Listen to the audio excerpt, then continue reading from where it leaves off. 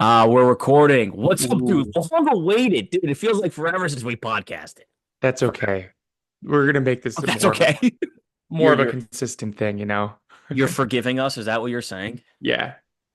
dude? I decided that I was too radio hosty.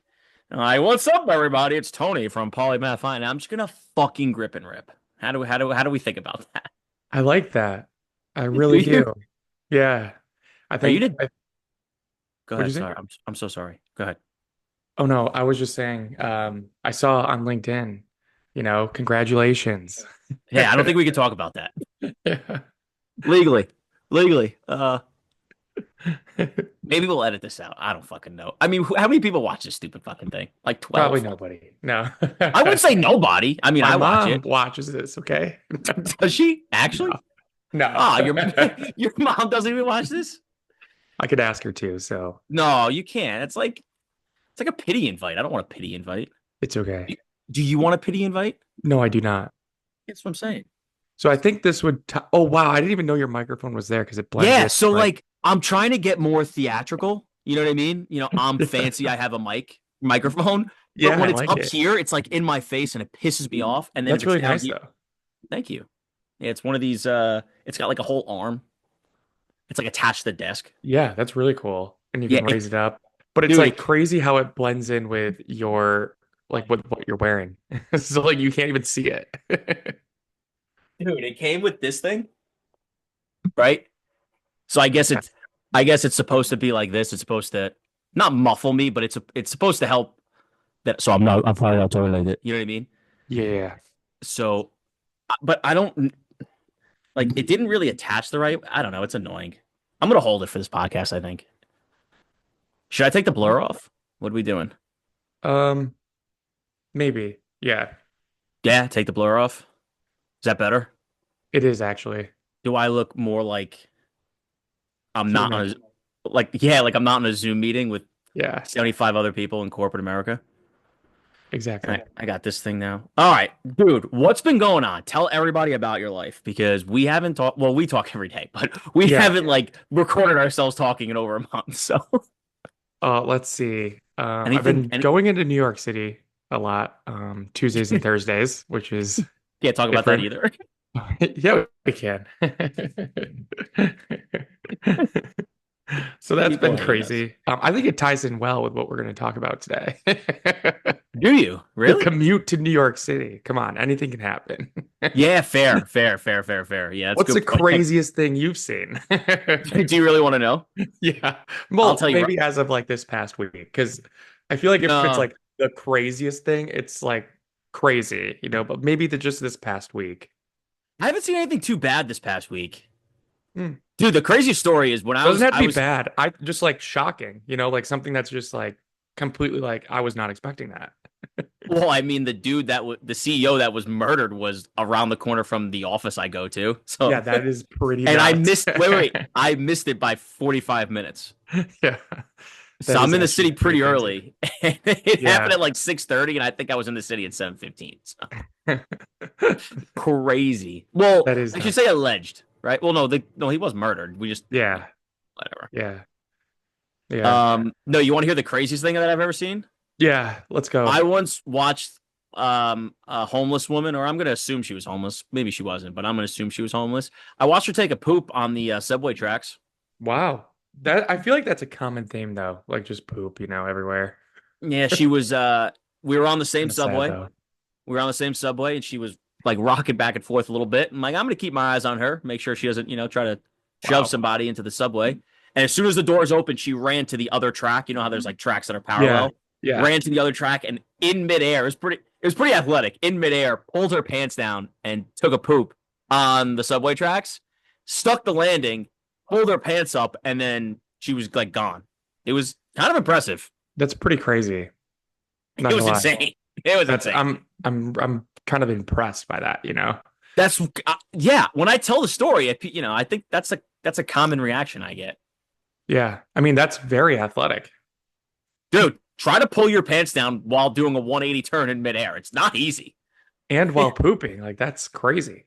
Well, I should clarify. She stuck the landing and then Okay. Okay. said poop came out. And people are probably going to ask, how did you see the poop come out of her butt? And it's because I thought she was going to jump on the subway tracks, and I was I was going to try to help her if she jumped on the subway track. I was Oh concerned that yeah. it was going Yeah. to be worse than the poop, so I was kind of relieved it was just poop.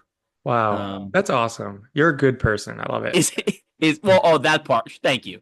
Not the Yeah. not the watching another human being poop part. It was. No, but the fact that you thought like to save that person when like maybe 99.9% of the people down there would just watch it. I know you would try to save that person. Well, if someone fell on the tracks, I would definitely reach out a hand. But I'm that's here. like this is like perfect for a conversation though. Yeah, yeah. You want to dive in? You want to dive in? Yeah. You All never right. asked the So, craziest thing I saw. wait, what's the craziest thing you saw? Oh, you were doing that on purpose. You were teeing it up. What's your story? You teed me up because you just wanted to talk about yourself. No, I just I was thinking as I was asking that, just thinking as I was asking that. I would say there's a couple weird things, but out of all of them, I would say that like on the train, some guy, like I thought it was an Arizona iced tea, just like pops open a can. I look over and it's like an IPA beer. But the fact is that it was like the 6:06 in the morning train going down there. And I was like, wow, this Whoa. but like the thing was is that he was like in normal everyday clothes. So I was like, it's kind of strange, you know? A tall boy IPA going into work at 6 a.m. Yes. Yeah. What if he worked the night shift and he was going home after the night? I don't know. Yeah, that could also be true because he hopped on like near Stanford. So it was a little bit later for him, like 7:30. But from where I'm coming from, it was like really early. Whether he was going to work at 6 a.m. or 7 a.m. And I, not even just a beer, like a tall boy IPA. Yeah. That's deliberately trying to get a buzz on. Like right you, next to me, like the seat next to me. So I was like like, you guys were sitting, like your yeah. thighs were touching. No. So like there was an aisle, like we were both sitting by Same like row.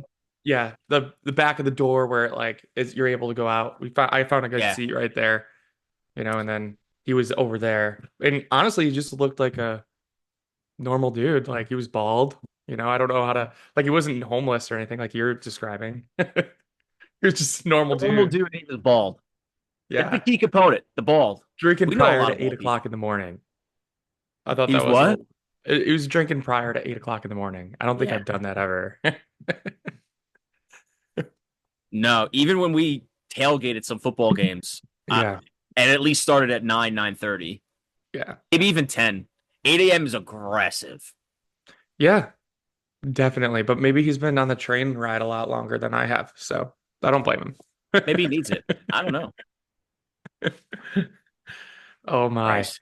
Okay, let's dive into it. What are we Let's talking dive. about today? All right, so let me preface. We've been talking about, if you guys follow me on social media, Instagram and the TikTok, and now YouTube Shorts, apparently.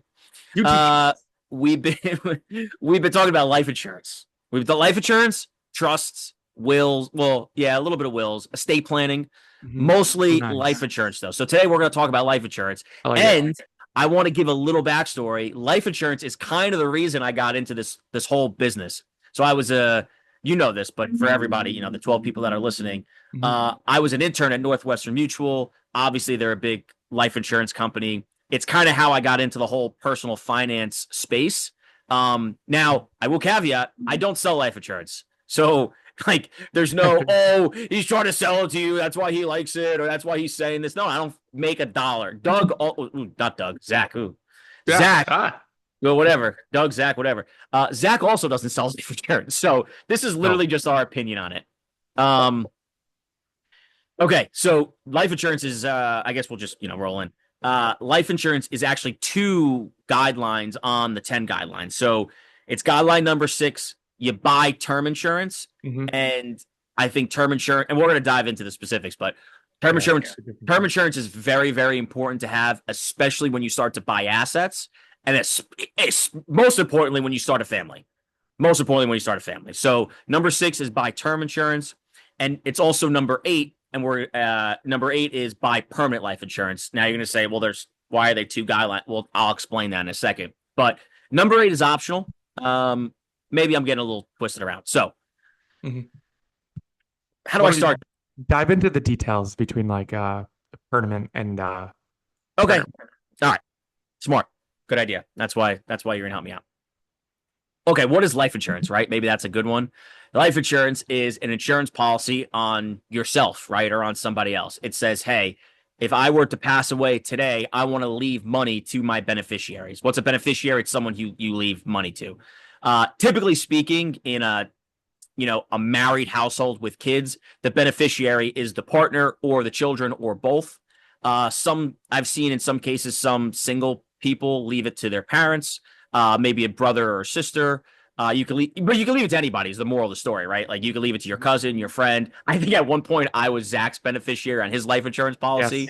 That's a real state. We were 22 years old, and he was like, "Can you Oh be my my gosh, I beneficiary?" forgot about that. That was funny. Well, that's because you knew I would distribute it Yeah. evenly to your family. So it was actually very, very touching. So that's what life insurance is. It's a death benefit for when you pass away. Now, there's two main types of life insurance. There's term and there's permanent. The easiest way to describe it is that term insurance is renting an apartment, permanent insurance is buying a house. Mhm. So term insurance is for a fixed term, right? It's for a fixed period of time. You could do 10, well, you could probably do any amount of years, but the standard is you could do it for 10 years, 20 years, 30 years, Mhm. or maybe up until the age of 65 or 70, something like that. Yeah. And so what it says is term insurance is you pay a monthly premium. It's relatively cheap for a good amount of money. Um, and if you reach the end of the term, it goes away, right? So a lot of people say, well, that means I'm paying into nothing. No, it's a it's a necessary evil in case you were to pass away preemptively and you need to leave money to your family or to your beneficiaries, right? Right. So term life insurance is a fixed amount of time, relatively cheap, and it just goes away after the term is over. Permanent insurance, and there's a lot of layers here, but the main focus of permanent insurance is it lasts forever, right? So Mhm. whether you're 20 years old, 40 years old, or 60 years old, you keep permanent insurance until you pass away, and once you pass away, that death benefit goes to your beneficiaries. Now, the obvious question is, well, why doesn't everybody do that? It's because it's really expensive, but Mhm. but in my opinion, for good reason. So permanent insurance lasts forever, or until you pass away. Um, it builds a cash value over time. Mhm. So that's why it's similar to buying a house, right? When you pay your mortgage, you're paying down the loan and you're building equity in your home, and that equity is really yours. It's the same thing for permanent life insurance, but it's not equity. It's called a cash value. So as you pay your premiums increase your cash value, and that cash value is 100% yours. Isn't So it deductible too? Like tax deductible? no, it is. Oh, That's a it's good not. question. It is post tax contributions. So Oh, the cash okay. value is tax free. So that's a very good question. Okay, so the tax value is cash free. It's, the cash value is tax free. Okay. Yep. Yes. So if you have $1 million policy and you die, that $1 million goes tax free to your beneficiaries. Tax free. The whole million goes tax free to your beneficiaries. Your cash value takes a while to build up, right? You don't get immediate cash value. That's it's that becomes very expensive, right? So in your traditional permanent life insurance policy, you pay a monthly premium. After about 2 or 3 years, you start to see a little cash value in there. I would say after the 5 year mark, you start to see a little bit more. After the 10 year mark, you start to see some substantial cash value. Again, that cash value is yours. So if you want to take a loan against it, you can, and the loan goes against your cash value, against your death benefit. Mhm. It gets very complicated though because you technically are supposed to pay that back with interest, but in Yeah. theory you're paying yourself back, right? That's but we'll talk about loans another time. The other cool thing about permanent life insurance is some companies see you as a shareholder. Policyholders are seen as shareholders in the company, so they pay you dividends. So Nice. your dividends can either be reinvested and buy more life insurance, or they could pay your premium. And at some point, there's a break even where your dividends can pay your full premium. So you're not even really paying for your life insurance policy. And then the last kind of main point is the cash value grows it has an interest rate attached to it. So it It's not 4%. It's anywhere from like 3 to 5%. And every company is different. So don't quote Yeah. me on the 3 to 5%, but let's just say it's 4% right now. So your money at some point begins to compound, which is pretty cool. Okay.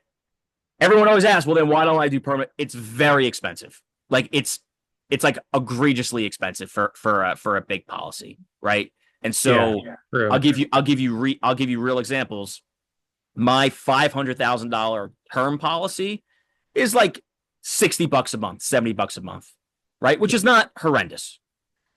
$500,000 permanent policy would probably be 10 times that, if not more. So 5, 6, $700 a month, maybe more depending on your health, right? Yeah. That was very long winded. I'm going to pass it over to you. You say things now, please. Yeah, honestly, I think that one of the first things I thought like in my 20s is like I was like, dude, insurance is a ripoff, you know, like it's just Yeah. like you never like you're just quick to associate it with like the bad side of, oh, I'm paying $120 or $100 a month for like $1 million policy or whatever it might be, you know, that is going to end. So you're like, when you're young, you're like, I'm gonna live forever, you know, like why do I need this? Death at 60? Like, but as I turned like the what I would like to call the middle age at 30, no, I and started to have a family, I thought a little bit differently about that. And I actually ended up getting a term insurances too, just to protect my son and then also my wife if anything were to happen. But I just have to say, like, there is a little balance of that. You know, you don't want like an aggressive policy that's like way over like the comfort of what you're living, because I really do think that like if people do find that out, you know, you can just watch any any 2020. They're killing people for the Someone's death gonna, benefit. Yeah. Something to be said about being worth more alive than dead. What about you? yeah, that was in one of my videos this week.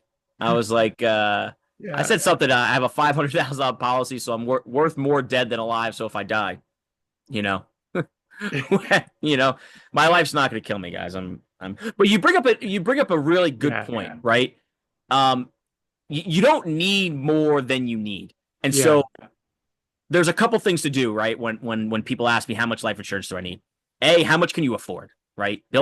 I mean, I'm gonna sound like a fucking broken record right now, but build a budget, like Yeah. please, like you need to know how much you can afford. Okay, so that's one. So how much can you afford? One.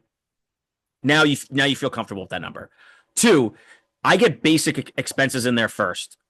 Funeral costs, right? Yeah. Not most. There's a good portion of the world that can't pay for their own funeral when they pass away. Unfortunately, they don't have any money.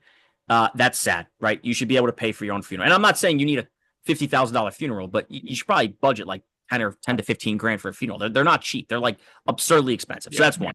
So funeral costs, any immediate outstanding debts like car payments, student loans, Yep. credit card debt, any kind of debt that you have in there, I would definitely lump that in there. So, you know, a $50,000 to $100,000 policy, I would say for most people would be good enough. I have a $500,000 policy because I include my house in there, and so if I were to pass away, I would at least want my wife to either pay off the house or have enough money that she could pay the mortgage until she sells the house, so on and so forth. So that's two. So, you know, you think, okay, I want to cover all of my debts. So that's like kind of the first rule of thumb with the spectrum. Then there's, you know, if you talk to a life insurance agent, they'll tell you to include a couple years of your income in there.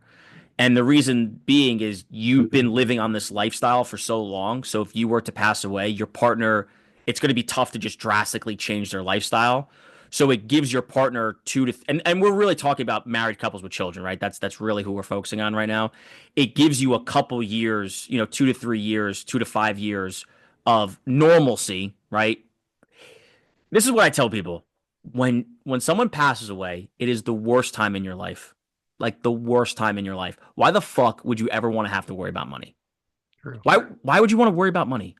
I know it's annoying to to pay $100 a month. I know, and I hope you outlive it. But why would you ever want to worry about money? Mhm. What the fuck?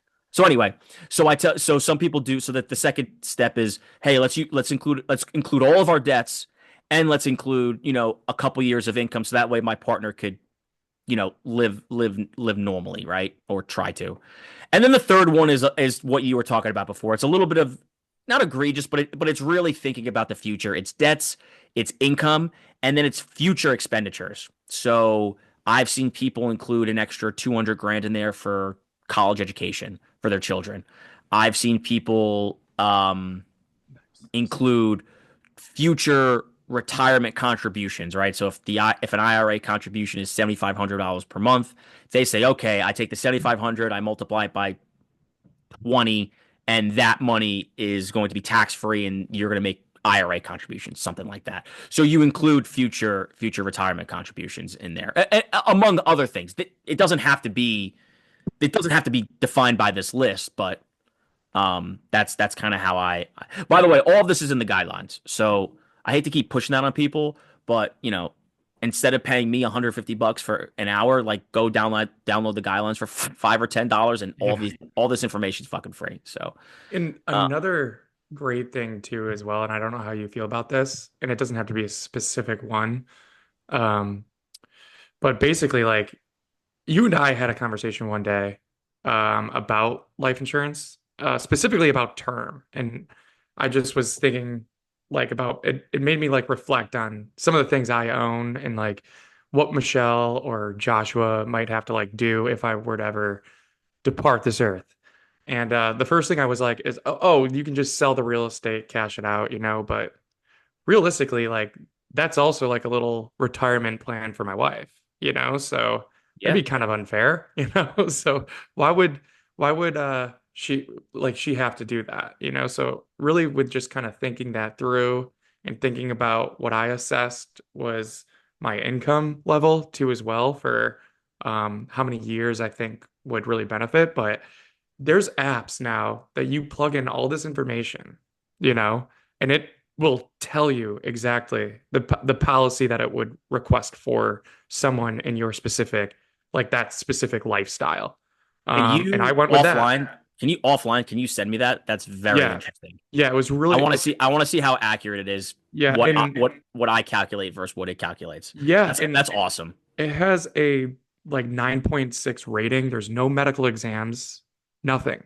You just enter in your information, and then somebody in the back end. It's kind of just like I would say that this app acts as like a broker to where it gets Mm. picked up by an actual carrier. And the carrier that I have is Banner Life Insurance, and they're just probably the one that picked it up in the middle of the Midwest. I've never heard of them, but it's just really cool to see that like the technology to like get a good, decent premium, fill out information in an app. It tells you like it suggests um, the coverage that you need and the monthly cost. And if that's affordable for you, then I just pulled the trigger, on a Good for you. random Tuesday. Love that. You I know? love that. Yeah, that's So great. yeah, Even that if was really helpful to kind of yeah, go like somebody else. Like I guess you could probably sit down with somebody that's going to sell you life insurance and they would do the same thing. But it was really nice just like filling everything out in the app. I get real nervous with life insurance agents. I'm a huge proponent of them. I Mhm. love financial advisors. I am all for having an advisor, especially in my line of work where, Mhm. my side business is personal finance sessions, right? I'm Yeah. all for getting advice and working with people. I get real nervous when they're a salesman and their product is life insurance. That's where I think life insurance gets such a negative rap. And Yeah. so whoever's listening out there, I have no issues with you working with a life insurance agent. I'm not even suggesting don't do it, but maybe have an idea of how it works and what you think you might need before talking to them. I'll tell you this, depending on where you are in your financial journey, most people don't need whole life insurance or permanent life insurance. Most people. And I'm a proponent of life insurance. Most people don't need it. If you have a good term policy and you're funding an IRA or 401k or some sort of retirement plan, you don't really need life insurance. Now I can make arguments for it, obviously, and a good salesman will, but Mhm.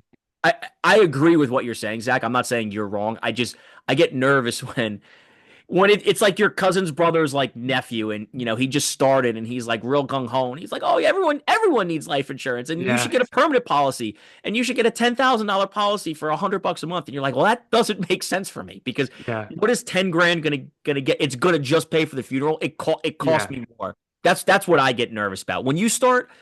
The guidelines are very specific, right? You buy term, you fully fund your IRA, and then I'll talk to you about permanent life insurance. Now, if you want to flip flop permanent life insurance with your IRA because you feel really strongly about that, not that you were sold on that idea, yeah, we'll make that work for you too. Um, I just get real nervous. Like I get real nervous about salespeople. I get real nervous yeah. about people about like you were talking about before about pushing like a $3 million policy on someone who really only needs 500 grand. Like, do you really need $3 million? Like what the like why? Like why? Yeah, that's very true too as well. And then also like the expense side of it when you think about it. Like I Yeah, remember somebody trying to sell me life insurance and I was like it was during the time where I was just not gonna ever buy it because I just thought it was a scam.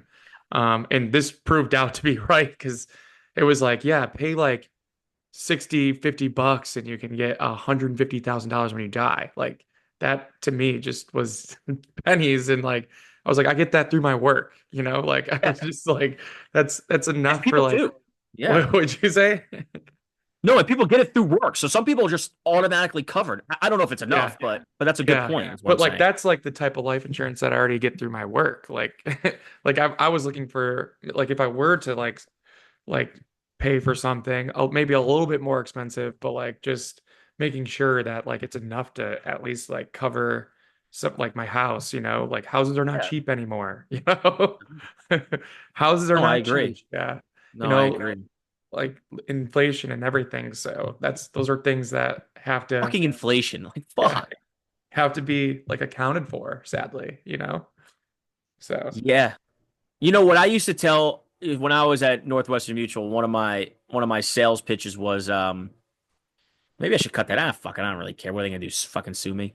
Um, one of my sales pitches were, oh, if let's say you're 23 years old, 24, why do I need life insurance?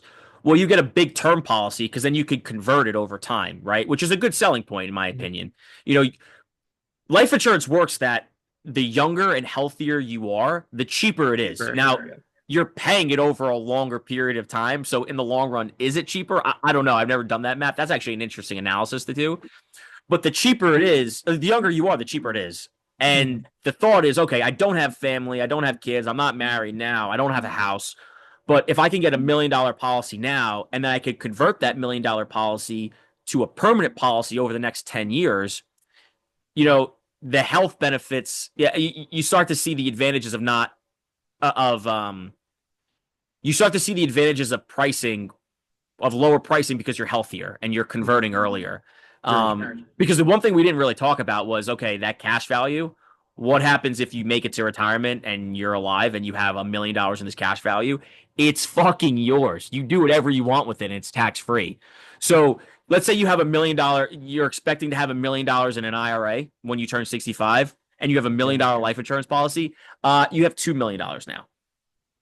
So just throwing, and one of them's tax free, guaranteed to be tax free. The other one, depending on your IRA, traditional, Yeah. there's taxes. Roth, there's no taxes, but that's not subject. That's not the subject conversation for today. But that's why it's pretty expensive though. Is because like you're contributing to basically that cash value, like you were saying. So like Yeah, if you have $1 million policy, that's going to be pretty expensive for very, for permanent insurance. very. I want to say I got quoted. I think I got quoted as at a five. Let me find it. You do some of the talking. Let's see if I can find my quote. For permanent insurance. Yeah, yeah. I think I got a quote for permanent.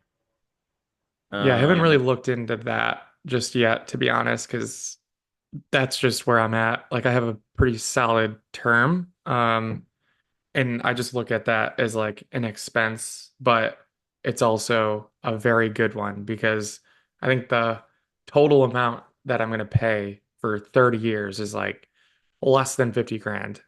You know, Like that's insane. You Yeah, know, and that's and if I mean you don't have to say what your number is, but it's I lost my train of thought. Oh, yeah, but it's a you good don't know what your number incentive. is, but it's beneficial, right? Like Yeah. Let's just say it's not $100,000 and it's north of a million. So like that's pretty pretty freaking good, good. Yeah. very good. So that $500,000 policy. Now this was last year. I was a year Yeah, younger. 500,000. Yeah, 500,000. This is not what everyone's going to get. This is very specific to me. So it fluctuates for everybody. So exactly. don't go to your life insurance agent and say this is what Right. this is what Tony from Polymath Finance got. This is what I want. But just to give you an idea, the $500,000 policy was $562 per month. Yeah. It's not cheap. And you're paying that for life. You're paying it till 65. 65. Yeah. 65. Yeah, it usually matures. You pay you that's not the right word. You pay up in full to the age of 65. Yeah. Um but, it's $6,700 per month. I mean, $6,700 per year. I don't know. Mhm. It, listen, I can make an argument that if you have a term policy and you have an IRA and you feel good with where that IRA is gonna fall Yeah. out in retirement, you're fine. You don't need it. But if you're maxing out your IRA and you're like, well, now what do I do? I have something for you. You know what I mean? It's one of those things. That's how I see it. It's it's not a must-have, but it's a nice financial vehicle. Yeah. And like you said, we don't have to get into this today, but it's a good way that you can build wealth in other areas if you can take a loan from it and say that Yeah. interest rate is a lot less than what you're Yes. gonna actually like. For me, I'd probably buy another house, or something Yes. like that, and it can really set you up for wealth building, and trying to, I guess, crack the code a little bit there, So I think that's a great idea. I get a little hesitant when you don't want to just get a life insurance policy for the loan. Like people that Yeah. say it's a people that say it's a what do they call a forever bank? An infinite Yeah, bank. people, I've heard that too as well. That's I'm such a not dumb so fucking phrase. I I'm fucking not hate so that caught up phrase. about that. Yeah. It's such a dumb fucking phrase. Is it infinite banking? It's it's such a fucking farce because A, it takes you X amount of years to build up that cash value.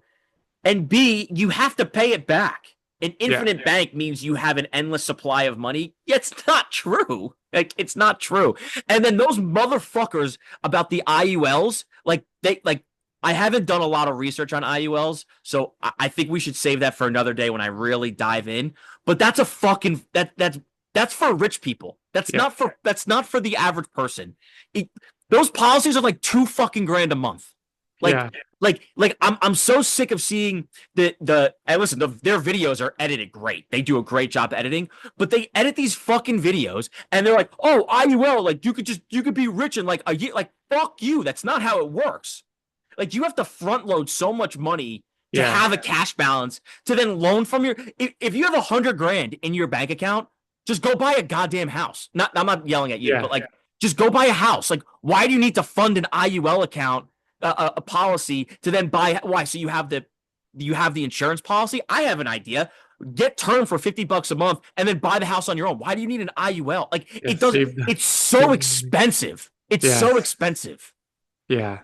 If you're fucking rich, fine, fine. Or if that's the, or oh okay, if it's the only thing you do, maybe, but I don't know. Yeah, Fuck. that's Angry finance, Zach. angry finance. He got Fuck. mad. IUL is not for greedy. No, I fucking hate them. I hate them. But to your point, and I'm just going to circle back here. Yeah, you get a cash, like the added bonus is you have a cash value in your permanent life insurance policy, and you can take loans against it. And at some point, you can buy a house and then pay back the loan with this cash flow from the house. Yeah. I've done a lot of talking today. No, it was definitely this is a topic that I'm not like 100% Do well you have questions for me? versed in. I do. Like, Yeah. What would Ask me some questions. Yeah, let's ask you a few questions I here. also have 10 minutes. Okay, yes, that's fine.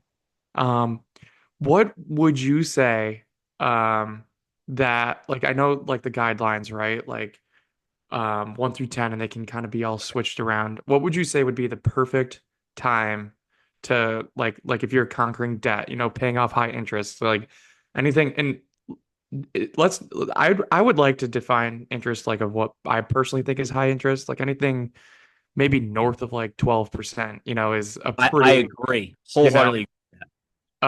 so like if you have any type of like 12% or higher debt, try to focus on paying that off, first. But like when it comes to the guidelines, like where should you be considering, term insurance? A great question. So I'm just going to read them real quick, right? So guideline number one is a budget. Number two is save $1,000. Number three is pay high interest debt. Number four is 3 to 6 months of expenses in a savings account. That's for your Yeah. emergency fund. Five is save for retirement by funding some sort of IRA, Yep. 401k, 403b. Then number six is buy term life insurance. Now, to your question, you can buy term life insurance whenever you want, as long as you have a reason for it. Mhm. So what I mean by that is, let's say you get married at 23 years old and you have credit card debt and you don't have 3 to 6 months in savings, but you're like, if I pass away, I want to I want a death benefit for my partner. Mhm. I won't disagree with that ever, as long as it could fit in your budget. Um, let's just say you're not young and you're 35 and you're like, I have credit card debt, but I need to buy life insurance. As long as you can afford it, go buy it. So life insurance you could pretty much buy at any stage in your life, Mhm. as long as it makes sense. Now, I'm not ever going to tell a 22-year-old kid to buy life insurance or to not buy life insurance. I think, again, if they're like, hey, I want to start early and I want to buy, go ahead. As long as that, let me preface, as long as that person's not being sold a story and it's their own decision making, I'm all for it. Yeah. But there's a hard stop. You buy a house or you get married or you have a kid, you have to buy term life insurance. You cannot leave family and large assets or large debt amounts high and dry on somebody else. You just can't do it. That's a that's an amazing point. Yeah. I like that. And thank you. And I'll even say you don't need the full value of the house or the full outstanding mortgage, but you need a couple months of the mortgage payment so that way someone can sell the house, right? Like the mortgage payments don't stop just because you pass away, unfortunately. Yeah. And sometimes it takes a little bit longer to sell a house, or someone's not familiar with your estate, or your partner, they're working full time. Like there's so many reasons. Just you need a nest egg you need a death benefit for emergencies. So That was great. thank you. Thank you. Thank you. Thank you. Yeah. What else you got for me? Um, what would you think is better? Like let's say you have somebody that's like fully funded their IRA, right? Has term, and then wants to really maybe dabble with the S&P 500 or like whatever they feel like doing for the next, let's just say 30 years. Do you think they should take that chunk of change and really buy let's just say permanent life insurance, or like let's just say buy a rental property where let's say that that's paying you 1,000, 2,000 bucks every month, like what would you say might be a smart, like a smarter move, or just like it depends on the individual, right? Nail on the head. It all depends on who I'm talking to. If I'm talking to someone who, and in my answer, I'm assuming that people can afford what I'm going to talk about. So Okay. this is not suggesting that someone should do this or not. It's saying in this example, someone can afford what I'm about to Yeah. suggest. Nice little example. Thank you. If someone says, "Hey, I have 100 grand and I want to buy a rental property, but do you think I should buy permanent life insurance?" I would say, if you want to buy a rental property, go buy a rental property, right? Mhm. If someone was like, "I don't know what to do," tell me what to do. I would say, are you willing and able to be patient with the rental property? Are you willing and able to go to that house and fix things? Are you okay with waiting for your rental payment to come in? Like you have to kind of Yep. decide for yourself. Do you want to be a landlord? Yeah, And that's also if the answer is no, permanent life insurance, right? Like yeah, that's pretty easy one. still a If term like wealth building tool, in my it, opinion. it, It's not a get rich quick scheme, you it know? it's it's weirdly almost identical because Yeah. you grow equity or cash value, right? Yeah. You know, equity or cash value, uh, rental income versus dividends, uh, market value growth versus that 3 to 5% interest rate growth. Uh, you could take loans from the equity, you could take loans from the cash value. Wow, Like it's weird. there are a lot of weird similar. They're both very fucking expensive. Yeah. There's a lot of weird similarities, right?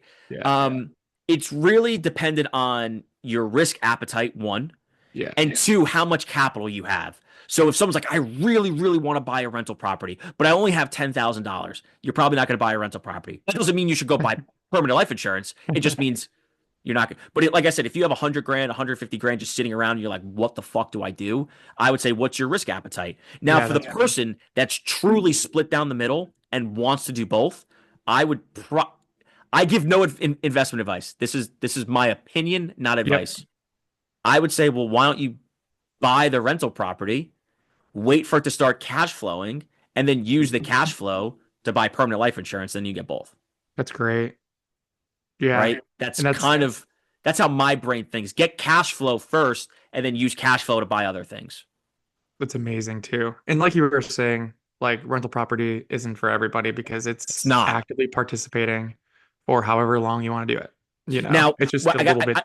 I have to stop you. You are the rental property king. We're going to talk about rental properties next week, and you Okay. are going to be the one doing all the talking. So don't give away too much today. Okay. Yeah, just curious to see like the stance on it. And like it is a similar asset. So depending on your like risk appetite and like how much you want to work, like that's definitely like you can just keep paying down permanent term and you're gonna get some sort of return at the end, versus Yeah. like a immediate turn based on or an immediate like payment based on like trying to rent out A houses and payment, right? yeah. Now, there's a third we didn't really talk. We touched on it actually.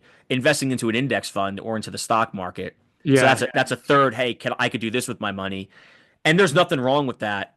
And you potentially get a higher growth percentage, right? Because the average S&P return is like 8 to 10%. But the thing is, if you die and you, you know what I mean? Like, and you only have, Nail on the head. If you invest 100 grand and you die tomorrow, you only get not only get, but you get 100 grand versus if that was in a permanent life insurance policy, that could have been 1 million or 2 million. yeah, very true. The other thing to really think about too is what is your appetite for risk? Mhm. Because the stock market can go to zero. A life insurance policy is most likely not going to go to zero. And I would even say from some sort of standpoint, your house is probably not going to go to zero. It could drastically decrease, right? The market value could fluctuate, but if you're patient enough, it'll come back up. There's stocks out there that can can go to zero, right? Yeah, Like very so true. it's just your risk appetite. And there's tax advantages for each one. I would say buying a rental property has a lot more tax advantages than stocks and permanent life insurance. Permanent life insurance has its tax advantages because it's cash free or tax free for the cash value. Yeah. And there's no tax benefits for buying an index fund. You kind of get fucked. But index funds liquidity, right? You Mhm. put 100 grand into the market and something drastic happens and you need 100 grand, that money's yours. You take it. So Very great answers to both questions. thank you. Thank you. Yeah, it's interesting, right? Because people want Yeah. people want an answer. I want to know what to do to be rich. And it's complicated because No, yeah. it's really based on your profile. Yeah. And like also like I'd just like to say like all the things that you decide to do. Like when you try to like let's just say define financial freedom through maybe following the guidelines. Like that's going to be different for every single person. Everyone. Like when I'm starting to think about like okay, what's the next 10 years look like? The next 20 years look like? Like what do you want it to be? I would say Yeah. that like there's many steps you can take to put yourself in a better financial position each day. So Agreed. But it all depends on what it looks like. Like if you have like 25 rental properties, or let's say like 100 rental properties, dude, like you're actively participating. It is going to be stressful, but it's a different type of stress than like, let's just say like having to go to your day job or like whatever you're doing for income, So it's all depending on like what you actually just want to do and how you define what retirement actually is. So I'll Yeah, leave us with that. I agree. I agree.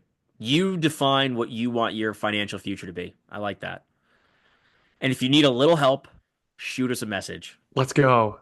Go to polymathfinance.com and book your session now. By the way, I've realized that booking sessions are a lot more difficult than I thought they were. So I Really? need, yeah, I need to fix them. I Oh, uh, no. I need to fix that. But listen, Zach, I do have to run. Okay. I'm fucking pumped up right now. I'm so happy we did this. Let's try to get this going back up on a weekly basis. Yes, let's do that. And this was learning. This was a learning experience for me. And next week, I'm going to learn when we talk about buying rental properties because I know that's what everyone wants to talk about. They could give a fuck about permanent life insurance, Zach. They want to talk rental properties. You're going to be the star of the show. So get ready. Yes. I'm coming with questions. A lot. I'm excited. Good. All right. All right, Zach. Bye. Love ya. Love yas. I love Love you. everyone. Bye.